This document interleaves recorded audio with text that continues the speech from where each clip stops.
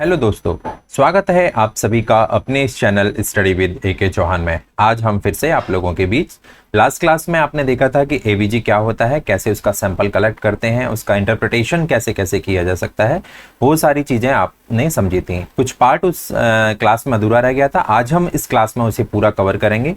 Last class में देखिए आपने ये सारी चीज़ें देख ली थी कि क्या एवीजी होती है, नॉर्मल रेंजेस क्या होते हैं, कैसे सैंपल कलेक्ट करना चाहिए, क्या क्या स्टेप्स होते हैं सैंपल कलेक्शन के टाइम पे, क्या क्या एंटीकोगुलेंट यूज़ करने चाहिए, ठीक है। नॉर्मल ब्लड पीएच लेवल देखा था और बेसिक्स ऑफ इंटरप्रिटेशन हमने समझा था, ठीक है। हमने जो बेसिक्स इंटरप्रिटेशन समझा था, आज हम उससे आगे की चीज़ों को आज हम समझेंगे।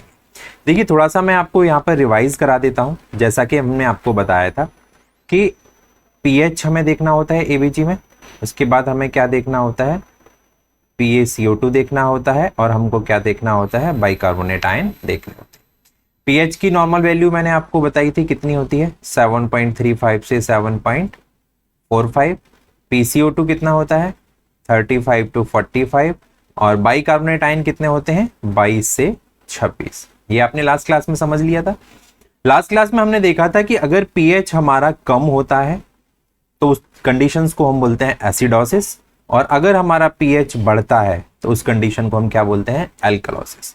दूसरा मैंने बताया था कि CO2 क्या होता है, एसिडिक इन नेचर होता है, इसलिए जब CO2 कम होगा, मतलब एसिड कम होगा, तो basicity of the solution will definitely increase automatically. तो वही है, यहाँ पर CO2 कम होता है तो इस कंडीशन को हम बोलते हैं एल्कलोसिस, और जब CO2 बढ़ता है तो इस कंडीशन को हम बोलते हैं एसिडोसिस। आपको याद रखने के लिए इतना सिर्फ याद रखना है। बाइकार्बोनेट क्या है, बेस है, बेस जब कम होगा तो एसिडिटी बढ़ेगी, तो बाइकार्ब जब कम होगा तो इस कंडीशन को बोला जाएगा एसिडोसिस, और अगर बाइकार्ब बढ़ेगा तो इस कंडीशन को बोला जाएगा एल्कलोसिस। यहां तक याद रहा। हमने रोम मेथड के थ्रू समझा था कि जो पीएच है और PaCO2 ये क्या करते हैं, हमेशा अपोजिट चलते हैं। लेकिन अपोजिट चलते किन किन केसेस में है, जो अनकंपनसेटेड केसेस होते हैं। रोम मेथड जो है वो ज़्यादातर इंप्लीमेंट हो पाएगा सिर्फ कहाँ पर, जहाँ पर आपका अनकंपनसेटेड एवीजी होगा। तो आज हम वही समझेंगे। देखिए होता क्या है, PaCO2 जो होता है इसको कौन रेगुलेट करता है, PaCO2 को रेगुलेट करते हैं आपके लंग्स, और जबकि बाइकार्बोनेट आयन जो होता है इसको कौन रेगुलेट करता है, बाइकार्बोनेट आयन को रेगुलेट करती है हमारी क्या, किडनी, ठीक है। और PaCO2 को कौन रेगुलेट कर रहा था, PaCO2 को रेगुलेट कर रहे थे हमारे लंग्स। ये क्या होते हैं, एक दूसरे को हेल्प कर रहे होते हैं, एक दूसरे को मदद कर रहे होते हैं, किसमें, इस पीएच को नॉर्मल लाने में। सारा लफड़ा जो है, सारी लड़ाई किसकी है, इस पीएच को नॉर्मल रखने की। पीएच को नॉर्मल रखना है क्योंकि मैंने आपको कल बताया था एसिडोसिस होगा तब भी डेथ हो जाएगी, एल्कलोसिस की एक लिमिट्स क्रॉस हो जाएंगी तब भी पेशेंट की क्या हो जाएगी, डेथ हो जाएगी। तो होता है क्या, इस पीएच को नॉर्मल रखने के लिए यहाँ पर एक रेस्पिरेटरी फैक्टर होता है PaCO2, एक मेटाबॉलिक फैक्टर होता है बाइकार्बोनेट आयन। PaCO2 को रेगुलेट करता है लंग्स, बाइकार्बोनेट को रेगुलेट करती है किडनी। तो जब भी पीएच चेंज होता है, पीएच में एबनॉर्मलिटी आती है, 7.35 और 7.45 की रेंज से जब ये पीएच बाहर जाता है तो एक्टिवेट हो जाता है कौन, अब ये होगा कब, पीएच में जो चेंजेस आएंगे वो किसी एक कारण की वजह से आएंगे, या तो PaCO2 की वजह से आ रहे होंगे, या फिर बाइकार्बोनेट की वजह से आ रहे होंगे, या हम कहें कि या तो रेस्पिरेटरी फैक्टर, रेस्पिरेटरी डिटर्मिनेंट की वजह से पीएच में चेंज आएगा, या फिर बाइकार्बोनेट की वजह से चेंज आएगा। तो जब भी इनमें से किसी एक की वजह से इस पीएच में चेंज आएगा, पीएच में एबनॉर्मलिटी आएगी, तो मान लो अगर मान लीजिए रेस्पिरेटरी फैक्टर की वजह से आया है, तो बॉडी क्या करेगी, बॉडी का जो किडनी पार्ट है वो क्या करेगा, इस PaCO2 की वजह से होने वाले पीएच में जो चेंज है उनको रोकने का काम करेगा, रोकने का काम करेगा। तो इसी को बोलते हैं हम कंपेंसेशन। क्या कि बॉडी अपने आप भी स्वयं क्या करती है, उस पीएच को चेंज होने से रोकने का प्रयास करती है। कई बार सफल हो जाती है, कई बार सफल नहीं हो पाती, तो उसमें हमें फिर मेडिसिन वगैरह स्टार्ट करनी होती हैं। चलिए हम स्टार्ट करते हैं अपना कंपनसेशन पॉइंट। आपको समझ आ गया होगा कि कंपनसेशन क्या होता है। कंपनसेशन मतलब ये है कि बॉडी के दो पार्ट हैं, एक लंग्स और एक किडनी, ये क्या कर रहे होते हैं, उस पीएच को नॉर्मलाइज करने का प्रयास कर रहे होते हैं, इसे बोलते हैं कंपनसेशन। अब पहला आता है अनकंपनसेटेड एवीजी। जो मैंने आपको ये सारे एग्जांपल्स पढ़ाए थे अब तक, ये सारे एग्जांपल्स कैसे हैं, ये अनकंपनसेटेड के एग्जांपल हैं। तो अनकंपनसेटेड में क्या होता है, पीएच एबनॉर्मल, पीएच हमारा क्या है, एबनॉर्मल था, इस केस में देखा था आपने। ओनली वन अदर वैल्यू, या तो PaCO2 या फिर बाइकार्बोनेट आयन क्या होंगे, एबनॉर्मल होंगे। इसे हम बोलते हैं अनकंपनसेटेड एवीजी। आगे मैं आपको भी समझाऊंगा। पार्शियली कंपनसेटेड में क्या होता है, पीएच भी एबनॉर्मल रहेगा, but both PaCO2 and bicarbonate are abnormal. मतलब पार्शियली कंपनसेशन में क्या होता है, तीनों पैरामीटर एबनॉर्मल हो जाते हैं। क्यों? क्योंकि जब भी पीएच में चेंज आएगा तो किसकी वजह से आया होगा, किसी एक फैक्टर की वजह से, इन दोनों में से किसी एक की वजह से चेंजेस आया होगा। तो दूसरा वाला जो पार्ट है, दूसरा वाला जो कंपोनेंट है लंग्स और किडनी में से कोई भी एक, तो वो क्या करेगा, इसको नॉर्मलाइज करने का प्रयास कर रहा होगा। तो जिसकी वजह से क्या होगा, ये पार्शियली कंपनसेशन में तीनों पैरामीटर्स में चेंज आते हैं, चाहे वो पीएच हो, चाहे वो PaCO2 हो, चाहे वो बाइकार्बोनेट आयन हो। अगला था फुली कंपनसेटेड। फुली कंपनसेटेड में क्या होगा, आपका पीएच नॉर्मल हो जाएगा। जो पीएच है ये कैसा होगा, पीएच आपका नॉर्मल हो जाएगा, जबकि ये दोनों पैरामीटर्स क्या हो जाएंगे, एबनॉर्मल मिलेंगे आपको। क्यों? क्योंकि बॉडी ने फुली कंपनसेट कर दिया। बॉडी को जो पीएच लाना था नॉर्मल रेंज में वो ले आए, और उसकी वजह से क्या हुआ, उन दोनों ने आपस में जो है काम करके, आपस में एक दूसरे की मदद करके क्या किया, पीएच को नॉर्मल कर दिया। लेकिन इन दोनों के पैरामीटर्स नॉर्मल एबनॉर्मल हो जाते हैं। तो ये समझ आया, अनकंपनसेटेड में पीएच एबनॉर्मल होगा, और हमारे दो जो फैक्टर हैं रेस्पिरेटरी मेटाबॉलिज्म इन मेटाबॉलिक, इन दोनों में से कोई एक एबनॉर्मल होगा। पार्शियल में तीनों होंगे, जबकि फुली कंपेंसेशन में सिर्फ पीएच जो होगा हमारा वो नॉर्मल रेंज में होगा। बाकी दोनों फैक्टर PaCO2 बाइकार्बोनेट क्या होंगे, एबनॉर्मल रेंज में होंगे। आगे चलते हैं। अब देखिए यहाँ पे ना मैंने कुछ एग्जांपल्स की मदद के आपको एबीजी को इंटरप्रेट करने का प्रयास किया है। ठीक है, ये सारी साइड में जो लिखी हुई हैं ये हमारी क्या है, यहाँ पर मैंने ये नॉर्मल वैल्यूज लिखी है, पीएच की, PaCO2, बाइकार्बोनेट और PaO2। देखिए इतनी बार मैं आपको ये बता रहा हूँ, ये नॉर्मल वैल्यूज आपको एबीजी की याद हो जानी चाहिए। अब हम सबसे पहले समझते हैं अनकंपनसेटेड रेस्पिरेटरी अनकंपनसेटेड एबीजी डिसऑर्डर्स हम समझेंगे। यहाँ पर मैंने एबीजी के डिसऑर्डर लिखे हुए हैं, ये हमारे जो वैल्यूज में चेंज आए हैं, पीएच, PaCO2, बाइकार्बोनेट किस किस में आता है। तो पहला समझो, अनकंपनसेटेड का मैंने आपको बताया क्या होगा, ओनली दो पैरामीटर्स में चेंज आएंगे। कौन कौन से होंगे दो पैरामीटर, एक तो होगी हमारी पीएच और एक होगा हमारा दोनों में से कोई भी एक, या तो हमारा रेस्पिरेटरी फैक्टर होगा या फिर हमारा क्या होगा, मेटाबॉलिक फैक्टर होगा। ठीक है, इन दोनों में से किसी एक में चेंज आएगा। रेस्पिरेटरी फैक्टर हमने आपको बता दिया क्या होता है, हमारा PaCO2 होता है, और मेटाबॉलिक फैक्टर हमारा क्या होता है, बाइकार्बोनेट आयन होते हैं। तो अब देखो अनकंपनसेटेड है, दो पैरामीटर चेंज है, यहां पर लिखा हुआ है। तो इस केस में अगर मैं देखूं, देखिए सबसे पहले लिखा हुआ है रेस्पिरेटरी एसिडोसिस। देखिए एसिडोसिस हुआ है, इसका मतलब है कि पीएच कम हुआ होगा। पीएच कम होने पे ही तो एसिडोसिस होता है। तो यहाँ पर पीएच कम हुआ है, कितना है 7.28, जबकि नॉर्मल वैल्यू 7.35 टू 7.45 होती है। 7.28 है मतलब एसिडोसिस है, ठीक है। अब कह रहे हैं कि रेस्पिरेटरी एसिडोसिस है। रेस्पिरेटरी एसिडोसिस कब होता है, क्योंकि CO2 क्या है, एसिडिक इन नेचर। जब CO2 एसिडिक इन नेचर में है तो CO2 की वैल्यू बढ़ेगी, तभी तो सॉल्यूशन हमारा एसिडिक होगा। तो यहां पर वही दिया हुआ है, CO2 कितना है 50। तो और हमें पता है कि अनकंपनसेटेड वाले केस में जो हमारा तीसरा पैरामीटर होता है वो नॉर्मल रहता है। तो बाइकार्बोनेट हमारा क्या है यहाँ पर 24, नॉर्मल रेंज में 22 से 26 के रेंज में।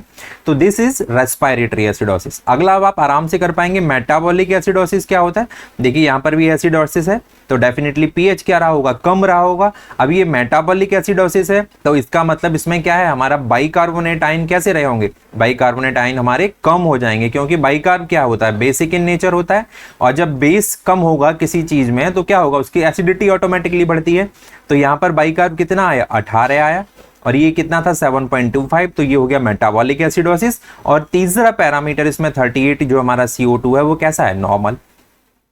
रेस्पिरेटरी एल्कलोसिस की बात करें, देखिए जब भी एल्कलोसिस आएगा मतलब क्या है, पीएच बढ़ रहा होगा। पीएच हमारा बढ़ा हुआ है, 7.35 से 7.4 होता है, लेकिन यहाँ पर कितना है 7.48।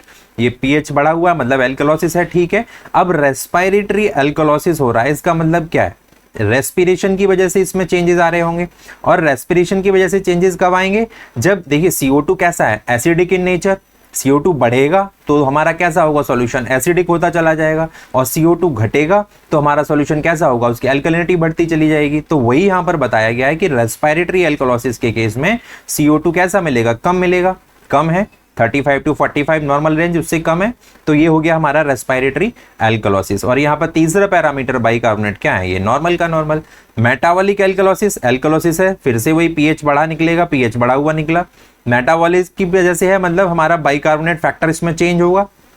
तो एल्कलॉसिस कब होता है मेटाबॉलिक एल्कलॉसिस? जब हमारा बाइकार्ब बढ़ जाता है, क्योंकि ये बेस है और बेस जब बढ़ेगा तो एल्कलिनिटी बढ़ेगी। तो इसी को हमने यहाँ पर बेस देखा कितना है हमारा 31, ये हो गया हमारा मेटाबॉलिक एल्कलॉसिस। तो अनकंपनसेटेड का केस आपको समझ आया। इसको अब हम चलते हैं आगे अगली स्लाइड पर। अगला केस है हमारा पार्शियली कंपनसेटेड रेस्पिरेटरी एसिडोसिस। देखिए पार्शियली कंपनसेटेड का मतलब है कि बॉडी ने स्टार्ट कर दिया है उस पीएच को नॉर्मलाइज करना, लेकिन पूरी तरह से अभी नॉर्मलाइज नहीं हुआ। इसमें तीनों पैरामीटर चेंज हो जाते हैं। पहला देखते हैं रेस्पिरेटरी एसिडोसिस। एसिडोसिस है तो आपको ऑटोमेटिकली पता होना चाहिए पीएच क्या हुआ होगा, कम हुआ होगा। पीएच कितना है 7.31, नॉर्मल रेंज कितनी होती है 7.35। ठीक है, अगला ही कह रहे हैं रेस्पिरेटरी एसिडोसिस है। अब देखो रेस्पिरेटरी एसिडोसिस कब होता है? जब हमारा CO2 क्या हो रहा होता है, बढ़ा हुआ होता है। CO2 कैसा है हमारा 49, CO2 बढ़ा हुआ है, तो ये रेस्पिरेटरी एसिडोसिस। अब तीनों पैरामीटर चेंज है तो तीसरा भी देखेंगे। अगला है बाइकार्ब। बाइकार्बोनेट आयन हमें पता है नॉर्मली कितने होते हैं 22 से 26 होते हैं, और यहां पर बाइकार्बोनेट आयन कितना है 29 है। मतलब क्या है, बढ़ा हुआ है। ये जो एसिडोसिस की कंडीशन थी, एसिडोसिस को न्यूट्रलाइज करने के लिए हमें क्या करना पड़ेगा, हमें बेस में लाना पड़ेगा। और बाइकार्बोनेट आयन हमारा क्या था, बेसिसिटी थी, ये बेस था, एल्कलाइन नेचर होता है।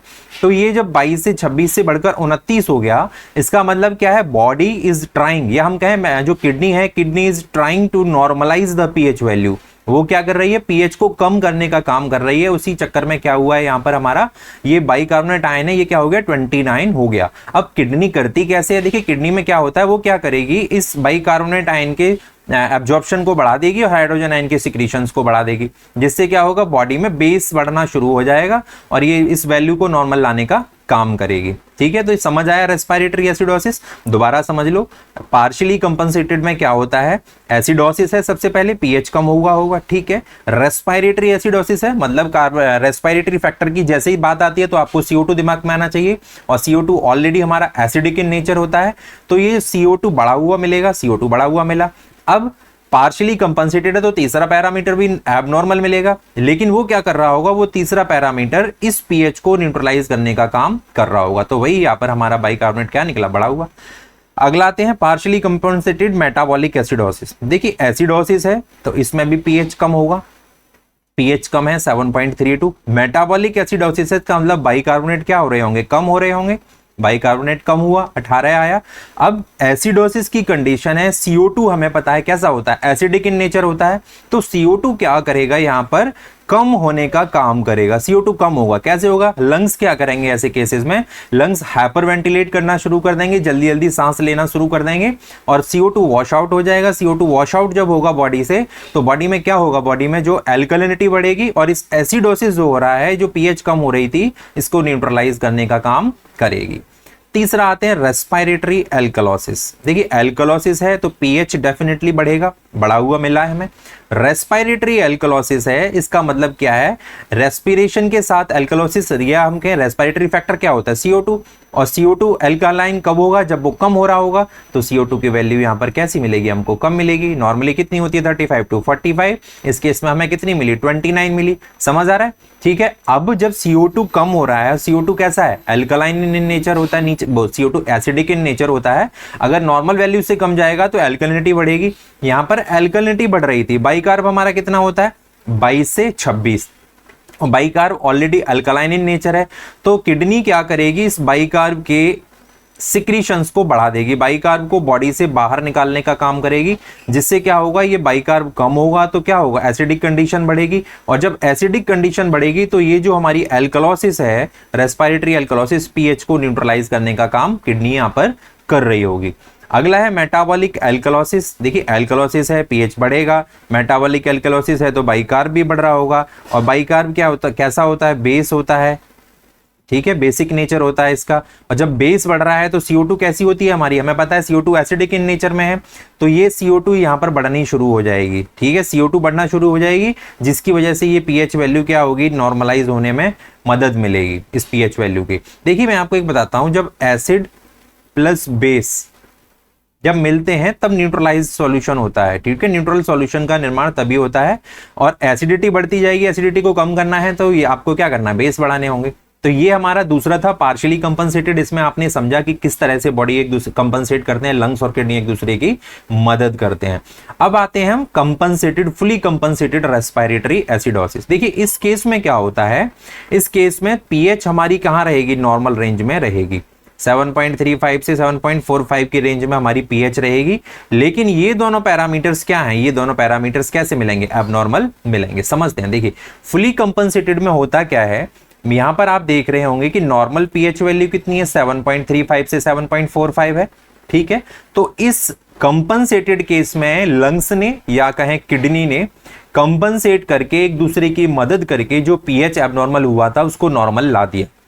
ठीक है, लेकिन क्या हुआ, उस नॉर्मल लाने के चक्कर में जो PaCO2 की नॉर्मल रेंज जितनी होनी चाहिए थी, बाइकार्बोनेट आयन की नॉर्मल रेंज जितनी होनी चाहिए थी, उनमें क्या हुआ, एबनॉर्मलिटी आ गई, वो अब नॉर्मल नहीं है। तो कंपनसेटेड में ये होता है। देखो अब हम अगर बात करें नॉर्मल ब्लड पीएच स्केल की बात करें तो 7.35 से 7.45 तक होता है।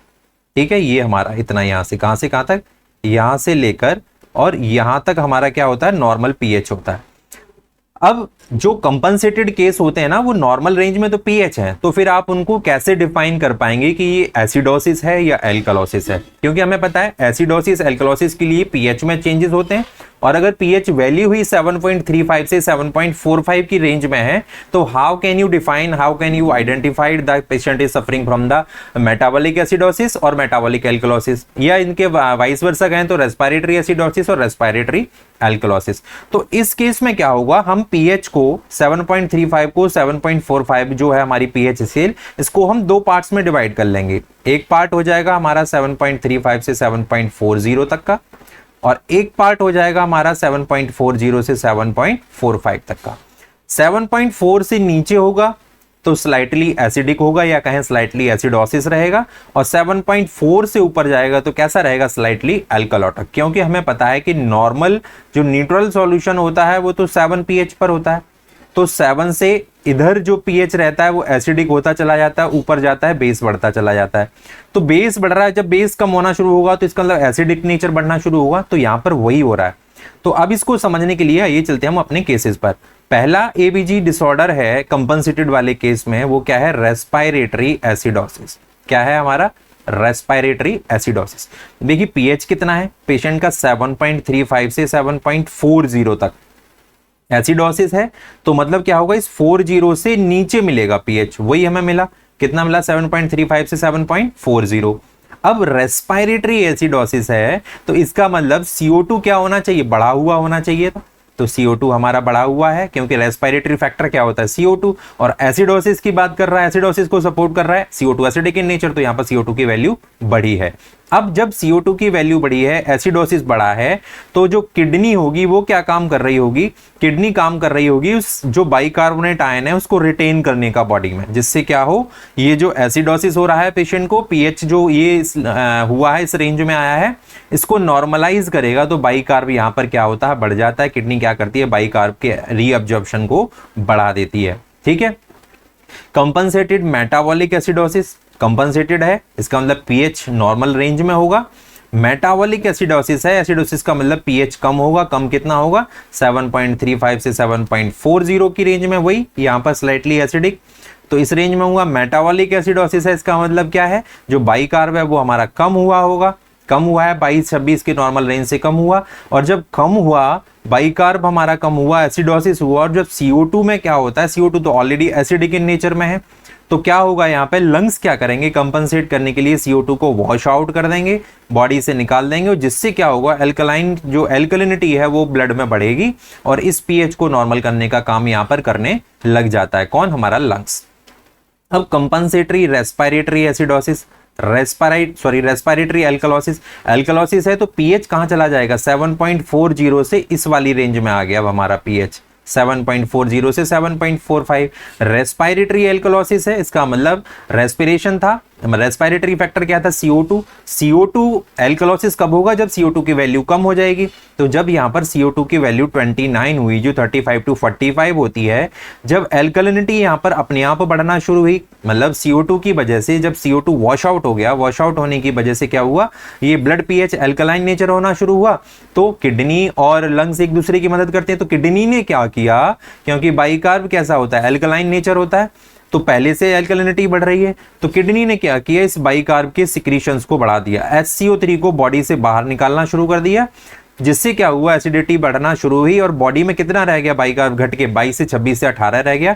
तो इस प्रकार किडनी ने क्या किया, यहाँ पर मदद की, या कहें मेटाबॉलिक फैक्टर ने यहाँ पर हेल्प की, किसकी, इस रेस्पिरेटरी एल्कलॉसिस को क्योर करने की।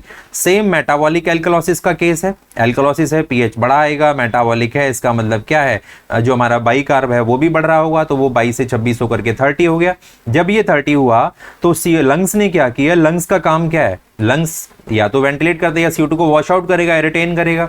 तो CO2 एसिडिक नेचर में होता है, जब लंग्स को लगा के एल्कलिनिटी ब्लड में बढ़ रही है, तो लंग्स ने क्या किया, CO2 को रिटेन करना शुरू किया, और जब CO2 51 हो गया तो इसकी वजह से क्या हुआ, ब्लड में एल्कलिनिटी बढ़ी, ब्लड में एसिडोसिस बढ़ना शुरू हुआ, जिसकी वजह से क्या हुआ, ये जो एल्कलिनिटी जो बढ़ रही थी, ये जो पीएच एबनॉर्मल हो रही थी, नॉर्मल रेंज में जो ऊपर जा रही थी, इसको क्या हुआ, नॉर्मल होना शुरू हो गया। इस तरह से ये पीएच हमारी नॉर्मल हुई होगी।